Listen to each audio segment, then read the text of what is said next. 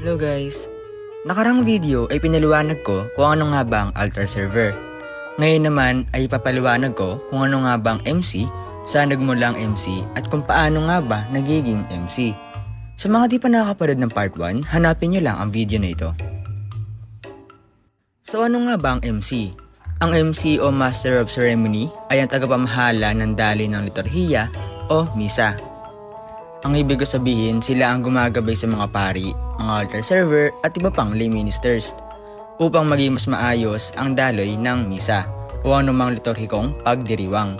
Kadalasan sa mga ginagawa ng MC ay sila ang naglilipat ng misal o yung libro na ginagamit ng mga pari during mass. Usually sila ang naglilipat ng page during consecration.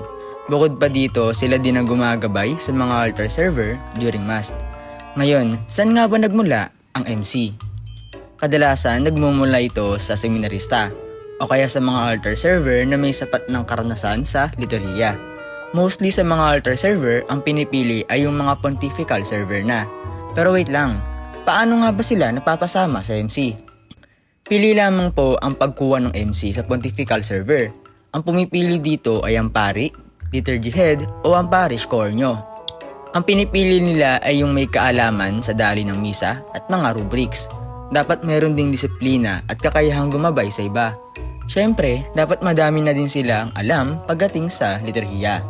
Meron ding ibang klase ng MC na sumasailalim sa formation at kadalasan sila ay ang mga liturgy heads na mas malalim ang kaalaman pagdating sa liturhiya.